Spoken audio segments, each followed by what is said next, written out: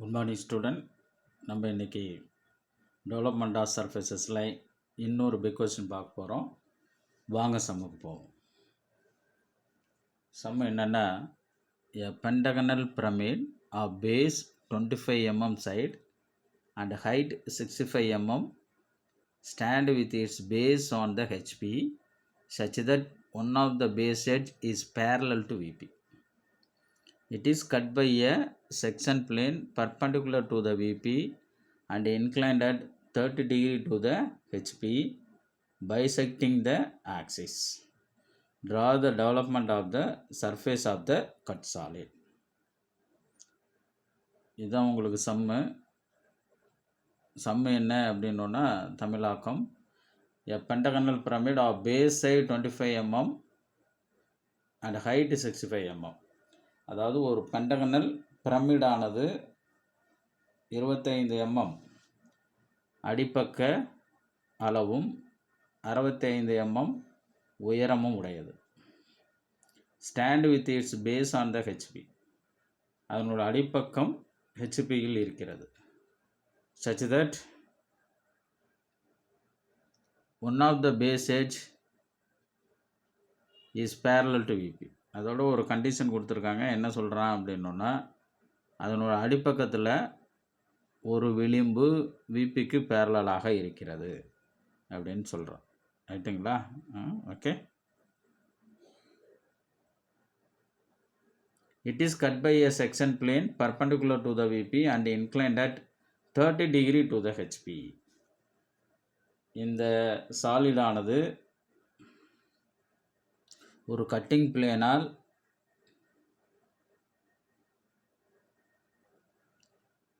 Cut செய்யப்படுகிறது.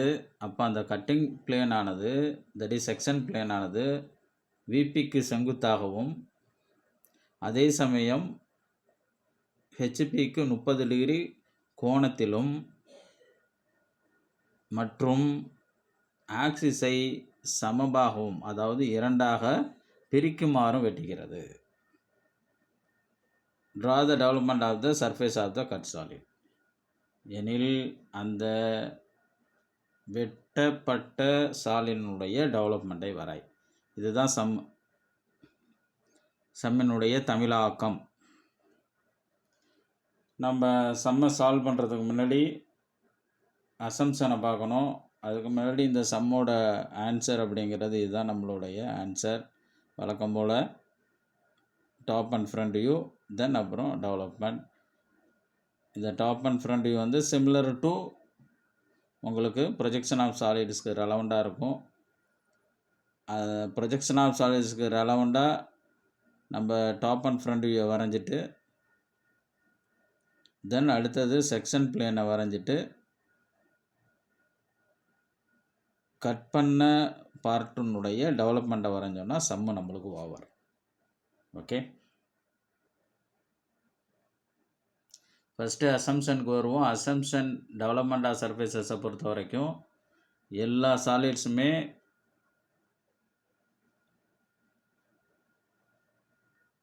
அதனோட axis parallel to விபிக்கு ரெலவெண்ட்டாக இருக்கிறாப்புல கற்பனை பண்ணிக்கணும். அப்போ நம்மளுக்கு அதனோட ட்ரூ ஷேப் டாப் வியூவில் தெரியும். அதனால் டாப் வியூவை முதல்ல வரைஞ்சிடணும். ஓகேங்களா? தென் டாப் வியூவை கம்ப்ளீட் பண்ணிவிட்டு இந்த டாப் வியூவிலேருந்து ப்ரொஜெக்ஷன் லைனை வரைஞ்சி ஃப்ரண்ட் வியூவை கம்ப்ளீட் பண்ணுறோம். அதுக்கப்புறம் கட்டிங் பார்ட்டை கம்ப்ளீட் பண்ணுறோம். ஃபைனலாக டெவலப்மெண்ட்டாக வரைகிறோம். இதுதான் எந்த ஒரு டெவலப்மெண்ட் ஆஃப் சர்ஃபேசஸ் சம்மாக இருந்தாலும் இதுதான் ப்ரொசீஜர். நம்மளுக்கு சாலிடு மாறும். ஒரு சம்மு வந்து ஹெக்ஸகனல் பிரிசமாக இருக்கலாம், அல்லது பென்டகனல் பிரிசமாக இருக்கலாம், ஹெக்ஸகனல் பிரமிடாக இருக்கலாம், பென்டகனல் பிரமிடாக இருக்கலாம், சிலிண்டராக இருக்கலாம், கோனாக இருக்கலாம், ரெக்டாங்குலர் பிரிசமாக இருக்கலாம், அல்லது ஸ்கொயர் பிரிசமாக இருக்கலாம், அல்லது ஸ்கொயர் பிரமிடாக இருக்கலாம். சாலிடு தான் மாறுமே ஒழிய கான்செப்டில் எதுவும் மாற்றம் இருக்காது. சாலிடும் அதனோட கண்டிஷனும் வேறுபடும். மற்றபடி ப்ரொசீஜர் அப்படிங்கிறது வந்து சிமிலர் ப்ரொசீஜர். அப்போ நீங்கள் சம்மை சால்வ் பண்ணுறப்ப என்ன சாலிட்ன்றதை கவனம் பண்ணுங்கள். அடுத்தது அது எந்த கண்டிஷனில் இருக்குது அப்படிங்கிறத மைண்டில் வைங்க. அடுத்தது அந்த கண்டிஷனுக்கு ரெலவெண்ட்டான டாப் அண்ட் ஃப்ரண்ட் வியூவை கம்ப்ளீட் பண்ணுங்கள். அடுத்தது சம்மில் கொடுத்துருக்கிற கட்டிங் பார்ட் என்ன கண்டிஷனில் இருக்கோ அதுக்கு ரெலவெண்ட்டாக செக்ஷனல் பார்ட்டை வரைங்க. தென்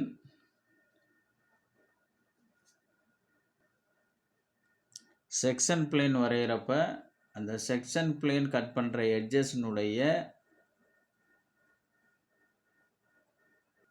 நேம் கொடுங்க. எத்தனை எட்ஜஸோ அதுக்கு ரெலவெண்ட்டாக நேம் இருக்கணும்.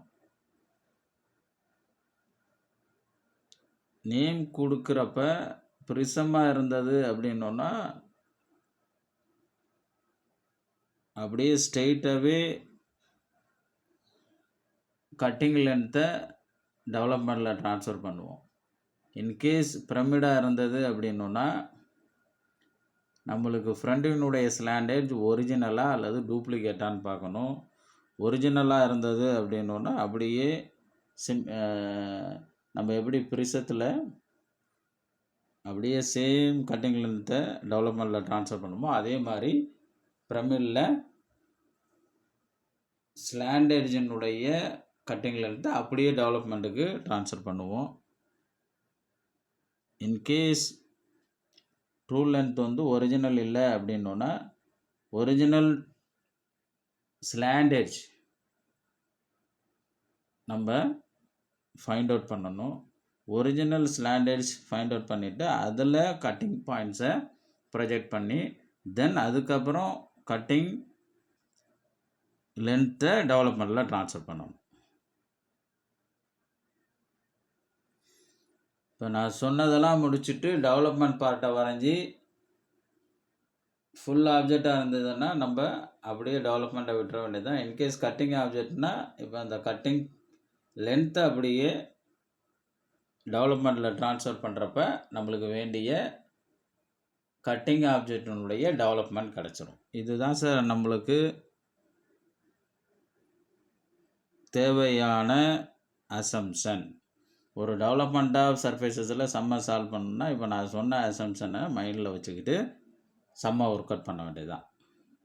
இப்போ நம்மளுக்கு வேண்டிய ஆன்சர் இதுதான். இதை எப்படி சால்வ் பண்ணுறோம் அப்படிங்கிறத இந்த சம்முக்கு ரெலவெண்ட்டாக நான் உங்களுக்கு சொல்கிறேன். இது விசிபிளாக இருக்கிறதுக்காக நான் என்ன பண்ணுறேன் அப்படின்னா ஜூம் பண்ணி முதல்ல இந்த டாப் அண்ட் ஃப்ரண்ட் வியூவை எக்ஸ்பிளைன் பண்ணுறேன். அதுக்கப்புறம் இந்த டெவலப்மெண்ட்டை எக்ஸ்பிளைன் பண்ணுறேன். ஓகே, இப்போ சம்மோட அசம்ஷன் படி நம்மளுக்கு வேண்டிய டாப் அண்ட் ஃப்ரண்ட் வியூ தான். அப்போ பென்டகனல் பிரமிடினுடைய ஒரு டாப் வியூ இப்படி தான் இருக்கும். பென்டகன் வந்து சம்மோட அசம்ஷன் படி நம்மளுக்கு என்ன சார் அப்படின்னோன்னா அதனோட சைடு எவ்வளோ சார் அப்படின்னோன்னா 25 mm. ஓகே, இந்த சைடு எவ்வளவு அப்படின்னோன்னா 25 mm. ஓகே, இப்போ பிரமிட் அப்படின்றதுனால இந்த பென்டகனை வரைஞ்சி ஓகே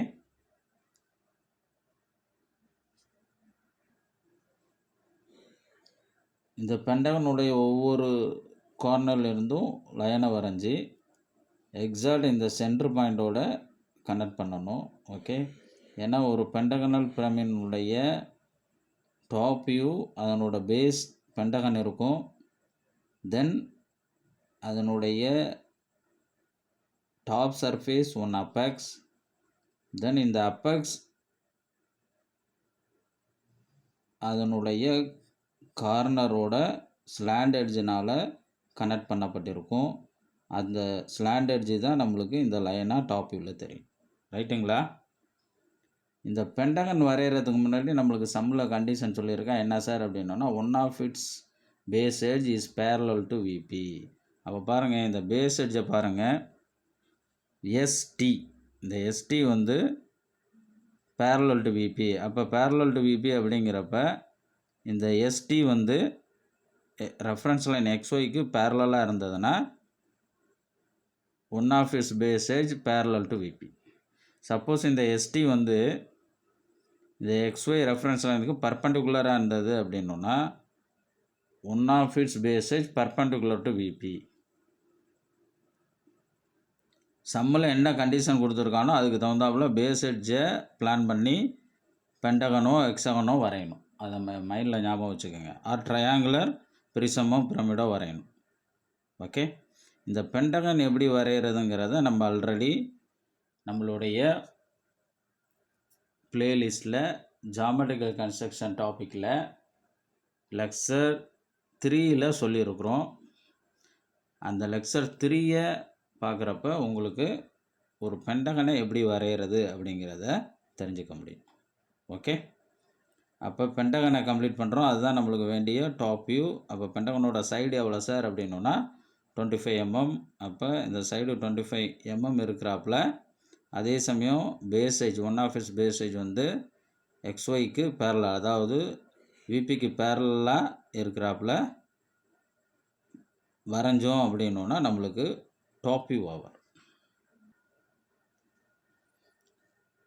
டாப் வியூ வரைகிறதுக்கு முன்னாடி வழக்கம் போல் நம்ம ரெஃபரன்ஸ் லைன் XYயை வரைஞ்சிக்கோங்க. வரைஞ்சி டாப் வியூவை கம்ப்ளீட் பண்ணுங்கள். டாப் வியூவை கம்ப்ளீட் பண்ணிட்டேன். தென் அதுக்கு நேம் கொடுக்குறேன். நேம் வந்து நம்ம இஷ்டத்துக்கு கொடுத்துக்கலாம். இந்த சம்மை பொறுத்த வரைக்கும் PQRST அப்படின்னு கொடுத்துருக்கான். நீங்கள் நேமில் கூட கொடுத்துக்கலாம். 1 2 3 4 5ன்னு கொடுத்துக்கலாம். அது நம்மளோட விருப்பம்தான். இது டாப் வியூ அப்படிங்கிறதுனால பிளைன் நம்பராக இருக்குது, டேஷ் இல்லை. அதே மாதிரி அப்பெக்ஸ் என்னன்னு கொடுத்துருக்கான்னா ஓன்னு கொடுத்துருக்கோம். ஓகே, தென் இப்போ top view over. Top view முடிஞ்சிட்டு தென் நான் அடுத்தது என்ன பண்ணணும், இந்த ஃப்ரண்ட் வியூ வரையணும்.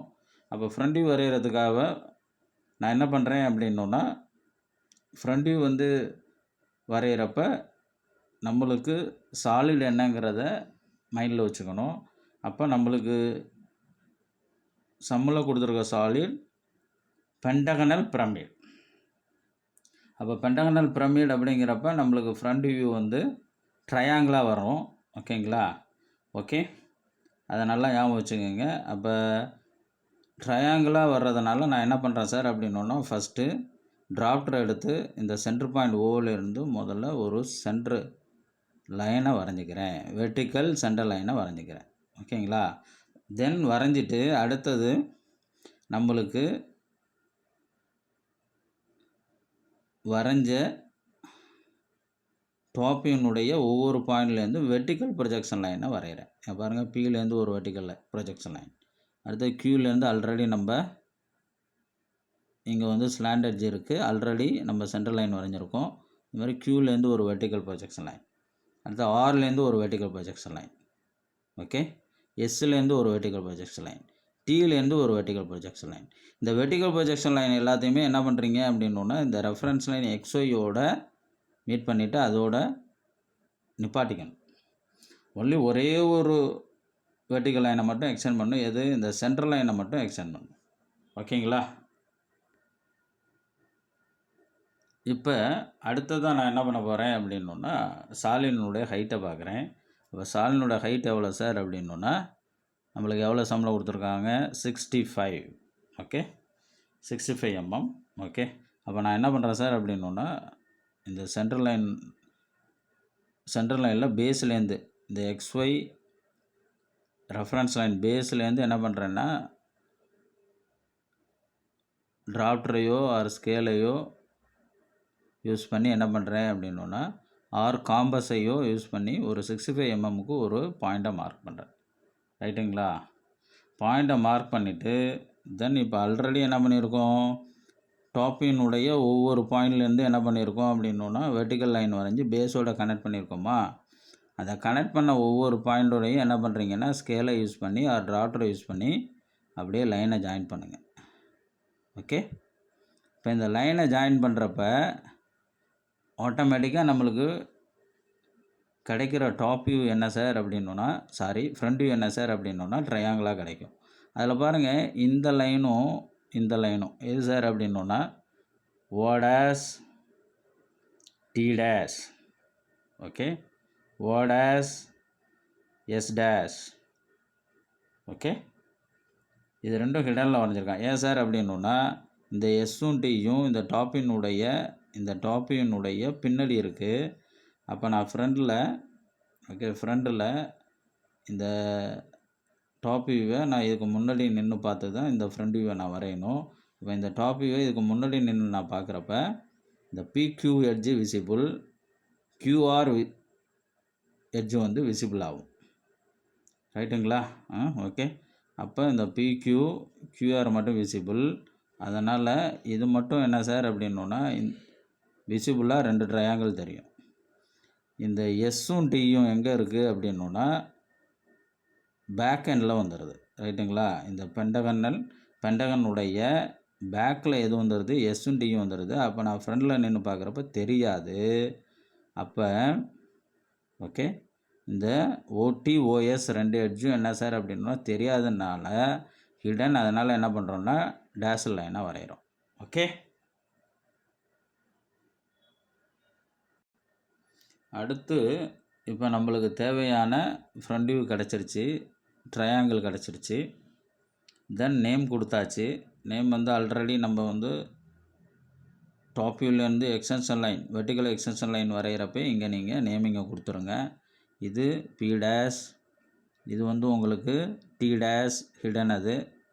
இது Q டேஷ், இது வந்து உங்களுக்கு S டேஷ், அதுவும் ஹிடனு.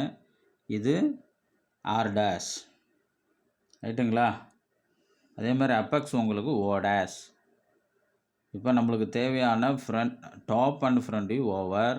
தென் இப்போ அடுத்தது நம்ம வரைகிறது என்ன சார் அப்படின்னா செக்ஷன் பார்ட்டை வரையணும். Okay, top and front view ரெண்டும் வரைகிறது similar to projection of solids. Projection of solids உங்களுக்கு நல்லா தெரிஞ்சதுன்னா டாப் அண்ட் ஃப்ரண்ட் வியூ வரைகிறதுல எந்த ஒரு டவுட்டும் வரையாது. டெவலப்மெண்ட்டில் எங்கேருந்து நம்மளுக்கு வந்து டிஃப்ரென்ஸு, அதாவது வித்தியாசம் ஸ்டார்ட் ஆகுதுன்னா இந்த செக்ஷனல் பார்ட்லேருந்து டிஃப்ரென்ஸ் ஸ்டார்ட் ஆகும். அப்போ இந்த செக்ஷன் பார்ட்டுக்கு வர்றப்ப சம்மில் என்ன கண்டிஷன் செக்ஷன் பார்ட்டுக்கு கொடுத்துருக்காங்கன்னா okay, it is cut by a section plane perpendicular to the VP and inclined at 30 degree to the HP bisecting the axis அப்படின்னு சொல்லியிருக்கான். என்ன சார் அப்படின்னா இது வந்து ஒரு செக்ஷன் பிளேனால் கட் பண்ணுது. அப்போ அந்த கட் பண்ணுற பிளேன் வந்து விபிக்கு பர்பண்டிகுலராகவும் ஹெச்பிக்கு 30 டிகிரி இன்க்ளைண்டாகவும் இருக்குது அப்படின்னு சொல்கிறான். ஓகே, அதோட இன்னொன்று சொல்லியிருக்கேன். என்ன சார் அப்படின்னா பைசெக்டிங் த ஆக்சிஸை ரெண்டாக பிரிக்குது. ஓகேங்களா? அப்போ ஆக்சிஸ் எங்கே சார் இருக்குது நம்மளுக்கு அப்படின்னா இந்த ஃப்ரண்ட் வியூனுடைய சென்டர். அப்போ கட்டிங் பிளேன் வந்து இன்க்ளைன் டு ஹெச்பி அப்படிங்கிறப்ப நம்மளுக்கு இந்த கட்டிங் பார்ட் வந்து நம்மளுக்கு ஃப்ரண்ட் வியூவில் தான் தெரியும். ரைட்டுங்களா? ஓகே, அதே சமயம் என்ன சொல்லியிருக்கான் அப்படின்னா இந்த கட்டிங் செக்ஷன் பிளேன் 30 டிகிரிக்கு கட் பண்ணுது. அதே சமயம் ஹெச்பிக்கு 30 டிகிரிக்கு இன்க்ளைண்டாக கட் பண்ணுது. அதே சமயம் ஆக்சிஸை ரெண்டாக பிரிக்குது. அப்போ ஆக்சிஸை ரெண்டாக பிரிக்குதுன்னா நம்மளுக்கு இதனுடைய வெர்டிக்கல் ஹைட் ஓகே, இது நம்ம சாலினுடைய ஆல்டிடியூட், அதாவது செங்குத்து உயரம் என்ன அப்படிங்கிறத பார்க்குறோம். உயரம் 65. ரைட்டுங்களா? 65 mm.